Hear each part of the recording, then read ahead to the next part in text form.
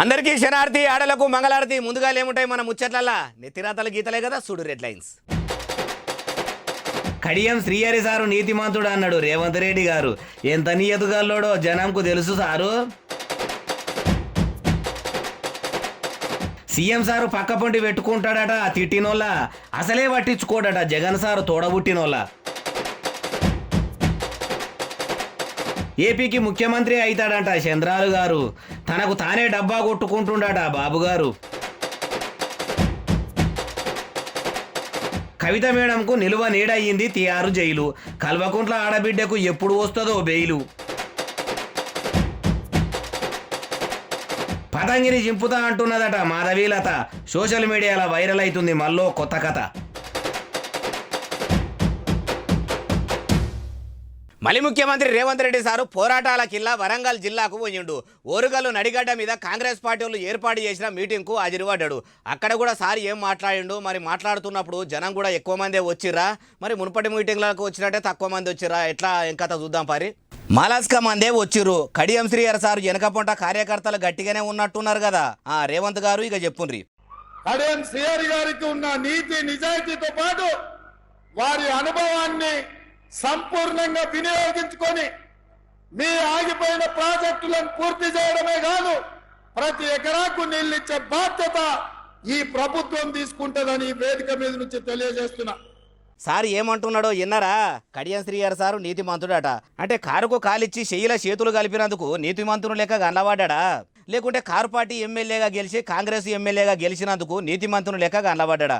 ఏమో ముఖ్యమంత్రి సార్కే తెలియాలి. ఇప్పుడు కూడా ఏమంటున్నాడంటే ఎంపీగా కడియం గారి గావురాల కూతురు కడియం కావ్య మేడంను ఎంపీగా గెలిపిస్తేనే పొత్తుల ఓరుగల్లు అభివృద్ధితోని పొంగిపోతది అన్న తరీకాలు అనుకొచ్చుండు. అయినా చేసేటోళ్ళు అయితే ఇన్ని మాటలు చెప్పుడు ఎందుకు సారు? డైరెక్ట్ చేసి చూపెడితే వారెవ్వా చేపాటోళ్ళు మాటలు చెప్పేటోళ్ళు కాదు, చేతల్లో చూపెడతారు అంటారు. గా యుగురం చేసి ఇందిరమ్మ రాజ్యంలా మీరేందో చూపెట్టుండ్రి సారు అంటురు ఈ ముచ్చటిన్నోళ్ళు. కొందరు అన్నదాతలు పోయి మాజీ ముఖ్యమంత్రి కేసీఆర్ సార్ను కలిసిర్రు. అయ్యా కేసీఆర్ సారు, మా పరిస్థితి ఎట్లున్నదంటే తుంటెత్తేసి ముద్దు ఎత్తుకున్నట్టే అయ్యింది. కాంగ్రెస్ ఏలుబడిలకు వచ్చుడు ఏమో గాని మా కష్టజీవులను కాన కూడా కానుతలేరని రైతులు గోడెల్లబోసుకున్నారట. మరి మాజీ సీఎం సార్ కూడా ఏమన్నాడో ఇందాం పారి.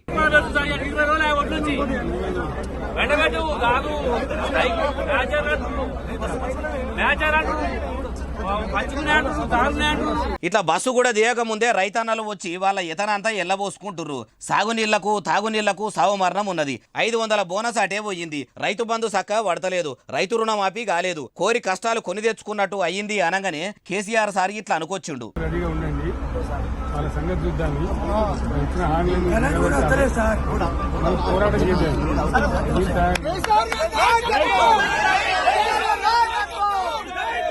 వాళ్ళ సంగతి చూద్దాం అనేవారికల్లా సప్పర్లు కొట్టి నినాదాలు ఎత్తుకుర్రు. 10 ఏళ్ల కారు పార్టీ ఏలుబడిలో కూడా రైతులకు ఇట్లనే కష్టాలు ఉండేనట. కొందరు అంటారు ఇక పోరాటం అంటున్నాడంటే మరి ఎన్ని దినాలు చేస్తాడో. మరి మాజీ ముఖ్యమంత్రి సారన్న అన్నదాతలకు ఆసరైతాడో, ఈయన కూడా అందరి లెక్క పొద్దు గడుపుతాడో ఏమో ముంగడ తెలుస్తుంది అంటారు ఈ ముచ్చటిన్నోళ్ళు. ఏపీ సీఎం జగన్ సారు ఎంత మంచోడంటే ఎత్తి 7 దోషుల మన్ను మీద గుమ్మరించిన వాళ్ళను కూడా మా అయ్యాసొంటోళ్ళు అని వాళ్ళను దగ్గర పెట్టుకుంటున్నాడట. తొడబుట్టిన వాళ్ళను మాత్రము పగోళ్ళ కన్నా ఈనంగా చూసుకుంటా పక్కకు కాదు కదా 60 ఆమెడల దూరం పెడుతున్నాడట. శత్రువును కూడా శిరదీసే గుణము జగన్ సార్లో ఉన్నదని గుర్తించిన అంత పెద్ద గుణవంతులు ఇవ్వాలంటారా? ఈనుండ్రి సమక్షంలో అడుగుతున్నాం. బొత్స సత్యనారాయణ గారు జగన్మోహన్ రెడ్డి గారికి తండ్రి సమానులట. ఇదే బొత్స గారు అసెంబ్లీలో నిలబడి నిండు వేదిక మీద ఆన్ రికార్డ్ రాజశేఖర్ రెడ్డి గారిని తిట్టిపోసిన బొత్స సత్యనారాయణ గారు ఈ రోజు జగన్మోహన్ రెడ్డి గారికి తండ్రి లాంటి వాడట. ఇన్నరా రాజశేఖర్ రెడ్డి సారు రాజకీయ వారసురాలు జగన్ సారు చెల్లె షర్మిలక్క ఏమంటుందో? అప్పట్లో వైఎస్ రాజశేఖర్ రెడ్డి సారును పచ్చి తాగుబోతూ జగన్ సారు చేసిన తప్పులకు ఉరిదీయాలి అనే మాటలు మాట్లాడిందని షర్మిల మేడం అనుకొచ్చింది. అసొంటోళ్ళేమో జగన్ సారుకు కుటుంబంలో ఒక్కల లెక్క అయిపోయింది. అయ్యను తిట్టినోళ్ళేమో అయ్యలా అయిపోయినరు. అన్న ముఖ్యమంత్రి కావాలని చెప్పి కాలుకు బలపాలు కట్టుకొని తిరిగిన మేము ఇయ్యాల పగోళ్ళం అయినమని అనుకొచ్చింది. కానీ చూడుండ్రి రాజకీయం ఎట్లున్నదో. రాజకీయమా ఏం చేస్తావు అంటే రక్తం మంచుక పుట్టినోళ్లను ఎడవాపుతా అన్నది అన్నట్టే ఉన్నది కదా జగన్ సారు షర్మిల మేడం రాజకీయం చూస్తుంటే అంటూరు ఈ ముచ్చటిన్నోళ్ళు. ఏపీలో అధికారంలోకి రాబోతున్నది పసుపు కొమ్ము పార్టీ అనట. ఆంధ్రప్రదేశ్కు కాబోయే ముఖ్యమంత్రి చంద్రబాబు సారేనట. అగో పంకపాటి జగన్ సార్ పబ్లిక్కు మస్తు సౌలతులు చేసిండు, బొచ్చడు సంక్షేమ పథకాలు పెట్టిండు అని వైఎస్ఆర్సీపీ వాళ్ళు అంటారు. అసొంటిది ఆయన పార్టీ కాకుండా చంద్రాల సార్ పార్టీ అధికారంలోకి వస్తుందని ఎవరన్నారు అంటారా? మీరే చూడుర్రి. విజయనగరం కోట సాక్షిగా చెప్తున్నాను, గవర్నమెంట్ ఫామ్ చేస్తున్నాం, కూటమిదే ప్రభుత్వం. తొందరలోనే లగ్నం కూడా పెడతాం. ఎప్పుడు ప్రమాణ స్వీకారం చేసేది లగ్నం కూడా పెడతామని దీన్ని విజయనగరం సభ ద్వారా మీకు తెలియజేస్తున్నా. ఇన్నరా చంద్రాల సార్ ఏమంటున్నాడో? అయ్యవార్లను పిలుచుకొని సక్కని గడియల్లా ప్రమాణ స్వీకార కార్యం పెడతామని అంత ఖచ్చితంగా చెప్తున్నాడంటే చంద్రాల సారు ఏడనన్న చెయ్యి చూపించుకున్నాడా? అయ్యవార్లతోని అంజనం వేపించుకున్నాడా? ఎట్లా ఒక్కో పారి ఓడలు బండ్లైతాయి, బండ్లు ఓడలైతాయి అన్నట్టు ఆంధ్రాల పసుపు కొమ్ము పార్టీ దశ దిశ తిరిగేటట్టు ఉన్నదా అంటే ఏమో 3 పార్టీలు ముచ్చటగా పొత్తు పెట్టుకొని ఆంధ్రాల జగన్ సార్ మీద గెలిచేదందుకు తాకదు మించి దండ్లాడుతున్నాయి. ప్రజలు ఎవలకు ఓట్లు చేస్తారో, ఎవలను గద్దె మీదకి ఎక్కిస్తారో తెలియదు. ఎన్నికల ఫలితాలు వస్తే ఎవలకు పట్టం కట్టినరో తెలుస్తుంది అంటుర్రు ఈ ముచ్చటి నోళ్ళు. కల్వకుట్ల కవిత మేడం ఇక బయటకు వచ్చేటట్టు అయితే కనిపిస్తలేదు కదా. ఇప్పటికే శానసాలు చిన్న కొడుకు పరీక్షలు ఉన్నాయి.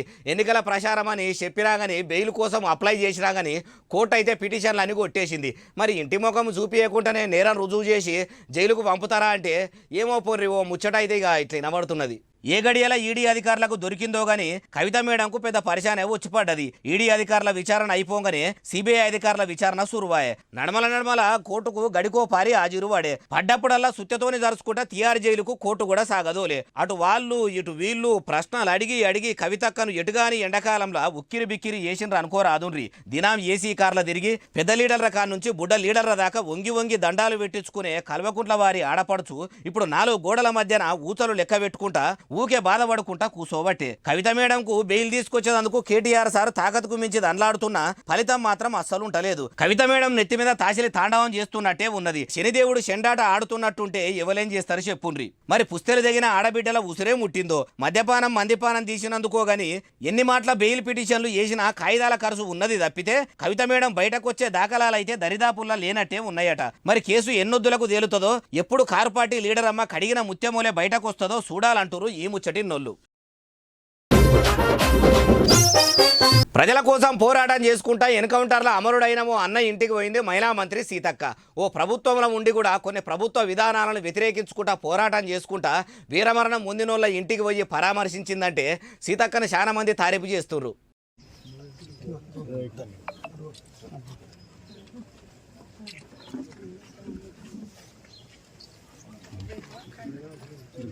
పువ్వులు జల్లి అమరుడైన అన్న సిరిపెల్లి సుధాకర్ అలియా శంకరన్న ఇంటికి పోయింది. వాళ్ళ కుటుంబంలో ఉన్నోళ్లతోని మాట్లాడింది. ప్రజల తరపున పోరాటం చేస్తా అని అడుగులు పట్టిండు. ఆఖరికి మాకిట్లా అమరుడు అయ్యి గల్లబడ్డాడని వాళ్ళు బాధ చెప్పుకుంటే సీతక్క కూడా వాళ్లకు ధైర్యం చెప్పిందట. మరి ఈ శంకరన్న కన్ను మూసింది ఏడనంటే ఛత్తీస్గఢ్ రాష్ట్రంలో కంకేర్ల. సీన్ బేషగాడు చిరంజీవి తమ్ముడు పవన్ కళ్యాణ్ సారు ప్రచార రథం మీద నిలబడి డప్పు సప్పుళ్ళు ఎట్టెట్లా కొడుతుంటే అట్టట్లా పెయ్యి అంతా ఊపుతున్నాడు. తెల్లబట్టలు వేసుకొని బాధాలు బట్టి తిరుగుతున్న పవనాలు సారు పెయ్యి మీదకి ఏమన్నా వచ్చిందా? నాగబాబు తమ్ముడు అట్లా ఎందుకు చేస్తుండో మనం కూడా చూద్దాం పారి.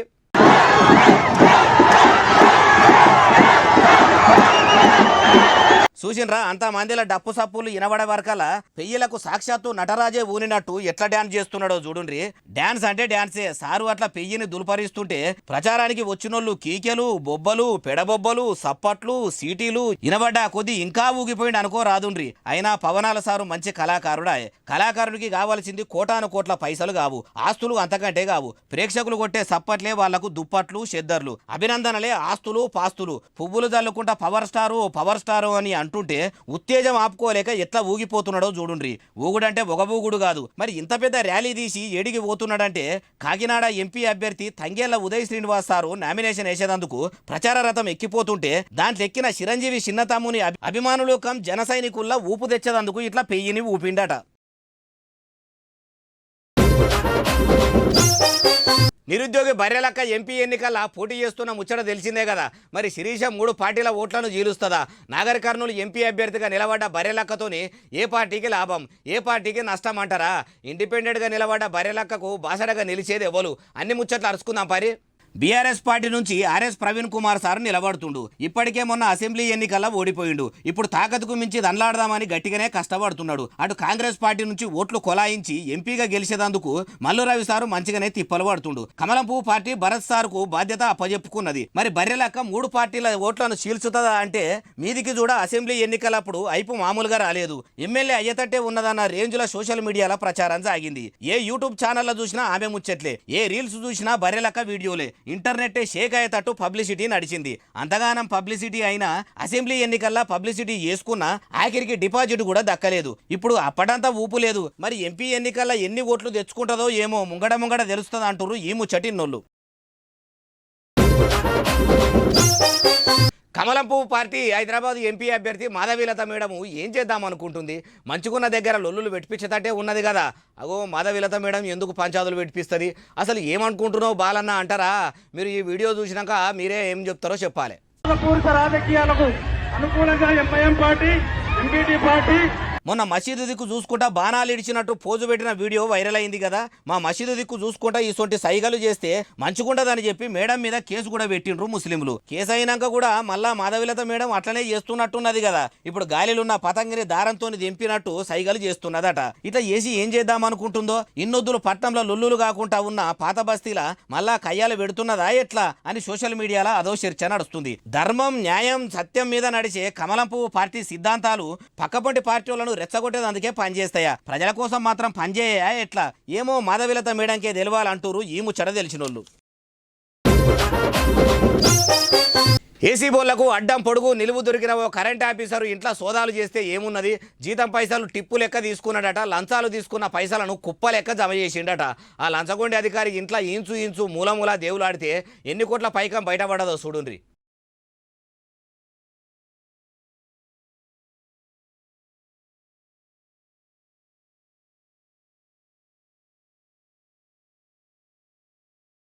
చూసినరా ఈ కాయిదాలన్నీ కూడా కరెంట్ ఆఫీసర్ సంపాదించిన అక్రమ ఆస్తులయ్యని అట. మొత్తం ఎంత పైకం కూడబెట్టిండ్రు అనుకుంటుర్రు? అచ్చరాల 1,76,6,771 రూపాయలట. మేడ్చల్ మల్కజ్గిరిలనట. అసలైన కరెంట్ డిపార్ట్మెంట్ లో డ్యూటీ తక్కువ చేసుకుంటా అక్రమ కరెన్సీని ఎనికేసుకునుడు మీదనే కాయసు ఎక్కువ పెట్టిండట. గవర్నమెంట్ చేసే జీతం చేస్తే ఏయని, లేకపోతే లేదు అనేంత ధీమాతోని ఉన్నాడట. ఇన్ని కోట్ల పైకం ఎనికేసిండట.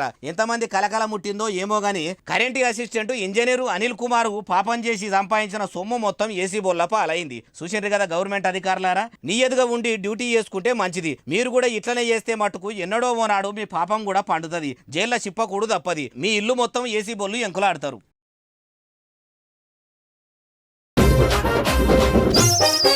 కల్వకుంట్ల కవిత మేడం కడిగిన ముత్యమూలే జైలు నుంచి బయటకు రావాలని 1 కాదు 2 కాదు ఏకంగా 116 కొబ్బరికాయలు కొట్టి ఓ 2 కార్యకర్తలు కొండగట్టు దాకా పోయి మొక్కు చెల్లించుకున్నారట.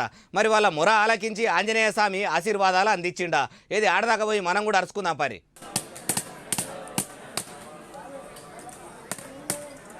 పోటీపడి మరి 2 కార్యకర్తలు కొబ్బరికాయలు పట్ట వలగొట్టుకుంటా కష్టపడుతుర్రు. తీర్థం సర్వల పడుతుర్రు. పలిగిన కొబ్బరి చిప్పలు సంచుల్లో వేస్తుర్రు. లిక్కర్ స్కామ్ కేసులో పోయిన కవిత మేడం మీద ఎంత అభిమానం లేకపోతే నిజామాబాద్ జిల్లా బోధన నుంచి పనిగట్టుకొని జగిత్యాల జిల్లా మల్యాల మండలం కొండగడ్డ దాకా వచ్చి కొబ్బరికాయలు కొట్టి మొక్కులు చెల్లించుకుంటారు చెప్పుర్రి. వీళ్ళు పుట్టినప్పటి సంధి కూడా ఏ దేవుని కన్నా వాళ్ళ సొంత కోరికలు తీర్చుమని కూడా అచ్చరాల 116 కొబ్బరికాయలు కొడతామని మొక్కినరో లేదో. వీళ్ళే కాదు, మొన్నటిదాకా కార్యకర్తలు కూడా అన్ని జిల్లాల్లో కొందరు కవిత కడిగిన ముత్యము విడుదల చేయాలని రోడ్ల మీదకి వచ్చిర్రు. ఇప్పుడు సప్పుడు అంతగానే ఏం లేదు. కానీ మళ్ళా వీళ్ళు ఇప్పుడు ఇట్లా కల్వకుంట్ల ఆడిబిడ్డే కోసము కొబ్బరికాయలు కొట్టిర్రు. మరి కొండగట్టు అంజన కవిత మేడం మీద కరుణ చూపుతుందో లేదో చూడాలంటారు ఈ ముచ్చటిన్నోళ్ళు. మలి ముఖ్యమంత్రి రేవంత్ రెడ్డి సార్ కాన్వాయ్లో ఓ కారు సతాయిస్తున్నదట. అగో సీఎం సార్ వాహనాలు అంటేనే ఫిట్నెస్ బందోబస్తుగా ఉంటాయి. ఏడ కూడా ఆగకుండా నడుస్తాయి. అటువంటిది వాహనం ఆగిపోవుడు ఏంది? ఏది మనమన్నా మంచిగా చేయించి మంచిగా సీఎం సార్ను ఇంటికి సాగదోలే ప్రయత్నం చేద్దాం పరి.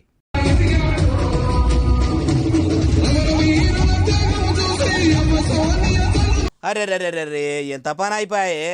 మరి ఎండలకు ఇంజన్ గిట్లా ఖరాబ్ అయిందో ఏమో గాని మొత్తానికైతే ఇట్లా ఎండలనే ఇరికిపోయింది. అసలే సీఎం సార్ కాన్వాయే. ఎప్పుడు రువ్వడి మీద ఉరికేది ఇట్లా ఊరి నడిపిట్లా మందిలో ఆగిపోతే ఎట్లుంటది చెప్పుండ్రి. ఇక మనిషికో చేసి పక్కకు నూకి సీఎం సార్ వాహనానికి తొవ్వ సాపు చేసిరట.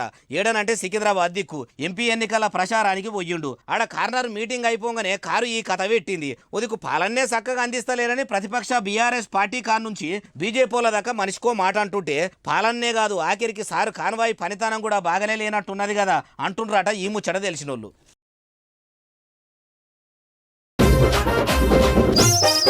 ఇగో ఇవి ఇలా నేను తెచ్చిన ముచ్చట ఎట్లున్నాయి. ఎస్ఎస్సీ డిజిటల్ను బాగా సబ్స్క్రైబ్ చేస్తారు, బాగా కామెంట్లు చేస్తారు, బాగా లైకులు చేస్తారు, బాగా ఆదరిస్తారు, బాగా షేర్లు చేస్తారు, ఇట్లనే షేర్ చేస్తారు, ఇట్లనే చూస్తుంటారు.